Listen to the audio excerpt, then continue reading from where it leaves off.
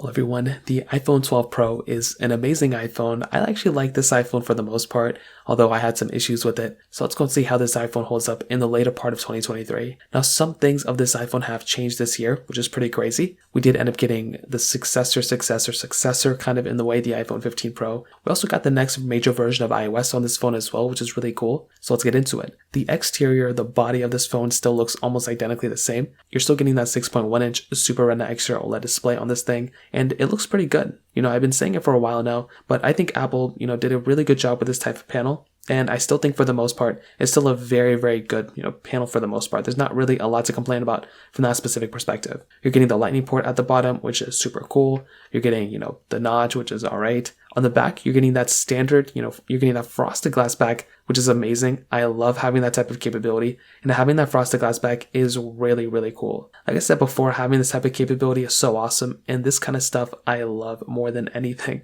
So that's another really cool thing going on with this particular device. Now, on top of that, you're getting really good build quality still, and I do think on the outside, it's a pretty good looking phone nonetheless. Now, on top of that, the new software version we got, this is another really big thing. So like I mentioned before, having this type of capability is super cool. I think it feels very good in the hand, but also getting iOS 17 with almost all the features within iOS 17 is super awesome. You have to keep in mind the iPhone 12 Pro came out in 2020, and the fact that it's getting still almost all the features within iOS 17 is really, really awesome. So like I mentioned, I don't know if you remember this or not, but this was the cutoff point for pretty much all the features within iOS 17. So if you were somebody who was actually picking up another iPhone, let's say you're comparing this thing against the iPhone, 15 Pro, you are getting a lot of overlapping features, which is something that's super, super important to keep in mind. So nonetheless, on the outside, I like this phone from that specific perspective too. Now beyond that, the performance of this phone is still very, very good. I like the way this phone holds up in the performance standpoint, and I do think from that particular standpoint, that's a very big thing to keep in mind. So I will tell you from that specific perspective,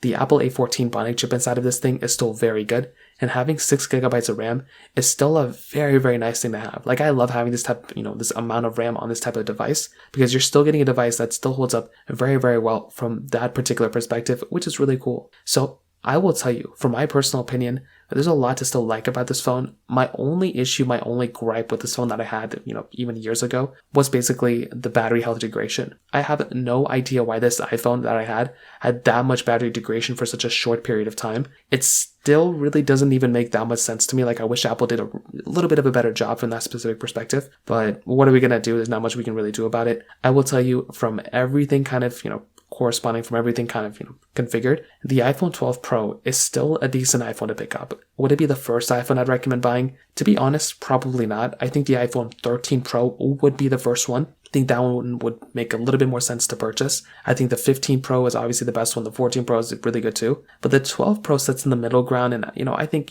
if you want to, go for it. But I'd probably recommend buying something like the iPhone, maybe something like the iPhone 13 Pro that might be a little bit better. But this thing is still a very, very good phone when it comes down to it. So that kind of covers it up there. If you have any other thoughts or questions, let me know in the comment section below. Hit the like button, that would mean so much, but definitely hit that subscribe button. More importantly than everything else, I love every single one of you guys. Hopefully I'll catch you guys in the next video. Peace out till then.